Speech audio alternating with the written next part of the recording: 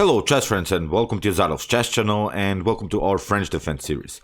So in this series we're covering many sidelines, many variations of this very nice and static opening, and today we'll analyze the so-called exchange variations. So far we have analyzed the classical or Steinitz variation, then we have analyzed the Bern variation. Now it's time to do this exchange variation. But my recommendation is not to play the exchange variation when you play as white. So this exchange variation, I think it's the most often played drawish game of all openings. So I don't think that you should go into this line. From black's perspective, when that happens to you, when an opponent exchanges the pawn on d5, when the pawn structure is not so dynamic, I think that we can solve these positional problems very easily. And today I wanted to show you these strategies, the common strategies of the exchange variation, because if you have noticed, I don't like to explain things like what happens if that moves, what happens if your opponent moves that. So I don't like to explain things like this. I like always to explain the most often strategies that can happen to you. And as I said, in the exchange variation, we have the so-called static center position. So when that happens, I'll explain you what's all about and how you should react when that happens. So far, as said, e4, e6, the French, we have now d4, the common theory, d5, and after e takes d5, here we want to stop already because now the position has changed dramatically. Now we have this so-called static center setup. When that happens, the static center has its rule, of course, and the most important rules that you should realize, it works for both sides, of course, is first of all the relation between bishops and pawns. So it's one of the most important things that I've explained on my YouTube chess channel. I'm repeating this thing many times. So it means now that when we watch this pawn structure in the center, we have now the from white's perspective the pawn on d4, which is on a dark square. So we should try to develop our bishop to d3. So black, on the other hand, will try to develop the bishop on d6, which could, of course, create a very nice pressure against this pawn on h2. What we would like to do is, from white's perspective, to trade off maybe this dark square bishop of black's with bishop to f4. Black, on the other hand, would like to trade off the bishop on d3 with the potential bishop to f5 move. So that's all possible because we have now, as I said, this structure in the center, and what we want to do is really to keep our good bishop on the board. So from white's perspective, it's of course, as I said, the bishop on d3. From black's perspective, it's the bishop on d6. So the main strategy here is maybe to get rid of your bad bishop, getting rid of our c1 bishop. Black, on the other hand, would try to get rid of his c8 bishop, because the pawn is on the like square. If this game goes into an endgame and you continuing the game maybe with a light square bishop and a light square pawn, then you could have some troubles. On the other hand, you see if white continues the game with a dark square pawn and a dark square bishop, white could have some trouble. So it's easy now for both sides to continue here because both sides can really play onto this positional trades of pieces. So as I said, bishop to f4 and bishop to f5 ideas. So these are the main ideas of the French defense exchange variation. What you also should do is a potential outpost. So when we have, as I said, this static center setup, the only way to create new dynamics in the game is to create some outposts. From white's perspective, of course, on the square e5, c5, maybe to get our knight somehow here on e5. On the other hand, black should try maybe to get a knight outpost on e4 or on c4. So these are the main ideas. So as I said, positional trades of pieces. Here, black bishop to f5, bishop to f4 from white's perspective, and a knight outpost on this four squares. So c4, c5, and e4, e5. So from a tactical point of view, of course, you can always make mistakes, but these are our main strategies. And when you find good strategies in your chess game, it's much easier to find tactics. That's why I don't, as I said, like to explain things. What happens if my opponent plays knight to e7? Should I make this? So it's not like that. You should always evaluate the positional strength. What are your weaknesses? What are your strengths in the game? And then really find the best continuation. So let's see now our first example. Here, as I said, bishop to d3, bishop to d6, the main ideas. And now comes the move knight to e2. So what is the idea behind this move knight to e2? As I said, we want to play on this positional trades of pieces. bishop to f4 to get rid of this dark square bishop. So you see, bishop knight to e2 comes with the idea to finally play the move bishop to f4. What we wouldn't like is if our opponent plays something like bishop to g4.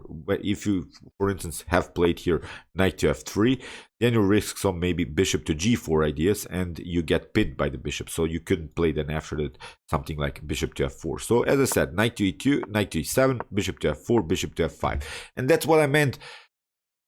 This game will probably end in a draw, because here after castling, you see everything is so symmetrical. This instructive chess game that I'm showing you, it's a gameplay by Aivaras Gipsilis against Svetozar Gligoric. Here, after potential trades of bishops, here bishop, queen to d3, knight to d7, we have knight to d2, queen to g6, queen takes, h takes g6. Okay, still black can lose this game, white can lose this game, but from a grandmaster point of view, I don't believe that, for instance, Magnus Carlsen or Fabiano Caruana would lose these games, because we have the knights on the board, we have still the equal pawns on the board. So I'm not sure how to proceed here. As I said, that's why I recommend you not to play the French variation, the exchange variation of the French in the first place. Let's see now another example here. It's a game played by Geza Maroksi against Milan Vidmar. Again, we can also try this idea, knight to f3, knight to f6, so not to play knight to e2 and knight to e7. But again, the same strategy applies. Here in the game, bishop to d6 was played, castling, we have bishop to g5. You see, black can always continue the game here in a symmetrical way, simply repeating moves, and I don't think that black has some troubles. I'm not really seeing good ways how white should proceed here. In the game c3, you see c6. So that's the best way, I think, for black to proceed here to simplify the position. Knight to d2, knight to d7, queen to c2, you see queen to c7.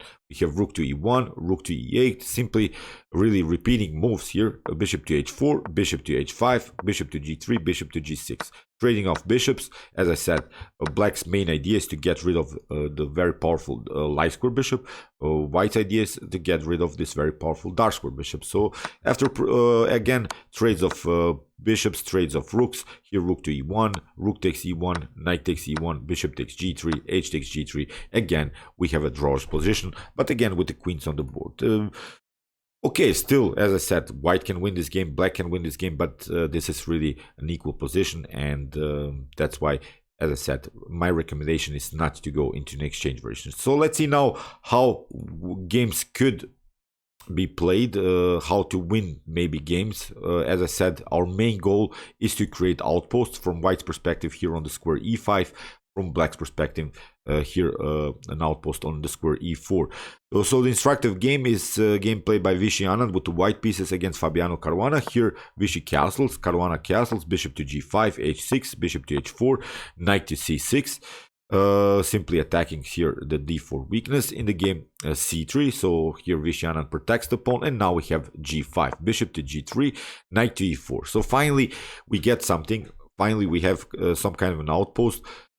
Here white could also maybe try a knight outpost, but maybe this knight can be kicked away with potential f6 move. As I said, here Fabiano Caruana managed finally to get an outpost. In the game Vichy tried bishop takes d6, getting rid of this very powerful bishop, so Vichy get his goal through. But here Caruana plays a very interesting idea, c takes d6. Still, this knight is very powerful. It's very hard to kick away this knight. In the game, knight to d2, here f5. We have knight to a3, bishop to d3 by Caruana, and now knight to c2.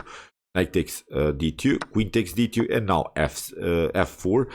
So at least here Caruana has created new dynamics in the game. A very important f4 move, and now the serious threat is, of course, to play the move f3. Here, rook to e1 was played by Vichy, queen to f6, and now f3, blocking the position. Never allowed this pawn to advance on f3. And still, this is an equal game, but there is one problem for white. White cannot find a good way into the game with this bishop. And here Caruana has already advanced the pawn on f4, so our main goal is now to play h5, g4. In the game, here rook to f7, we have rook to e2, we have rook to f8, knight to e8 here by Viswanathan, knight to e7 by Caruana, bishop to c2, and now a5. We have bishop to b3, rook to g7. Now finally Fabiano Caruana managed to do something, but that was all possible because of this knight outpost on e4, because the pawn structure is not symmetrical anymore. Something can happen, new dynamics are created. So as I said, the only way to create something out of this exchange variation of the French defense is to create outposts, maybe some new structural changes of the pawns in the center. So here after rook to g7, queen to d3, we have bishop to d7, a4, king to h8, here queen to d2, and now h5. Very nice move by Caruana. Now I believe black is slightly better because the g4 move is a serious threat. Knight to d3, here we have knight to f5, here bishop takes d5, and here after knight to e3, the fork on the rook and the bishop, here Viswanathan was forced to give up the exchange. Rook takes e3, and after f takes e3, queen takes e3. Okay, I'm not going to show you the whole game. Fabiano Caruana won that game, but as I said, you saw the only way, but really the only way is to create simply this potential knight outpost here after the move. Here knight to c6, and here g5, and now knight to e4. This is the only way to create dynamics. Here you saw if black simply continues the game in a symmetrical way by repeating moves, I'm not sure how white should proceed, how to make progress. So as I said in the beginning, don't play the exchange variation. There are many beautiful lines of the French exchange variation. In my opinion, it's boring. Don't do that, and try to crush your opponent with some other sidelines or some other variations. So, okay, I hope that you realize these ideas, and I hope that you enjoyed this video. If you want to see more videos of the French defense, here's the link of my complete series. And if you have troubles to play against d4, you can also check out my King's Indian and Nimzo Indian videos, in which I show really a tactical and a positional way how to play against d4. And if you like this content, you can also subscribe to my channel. See you soon with some more videos, and just the best, of course.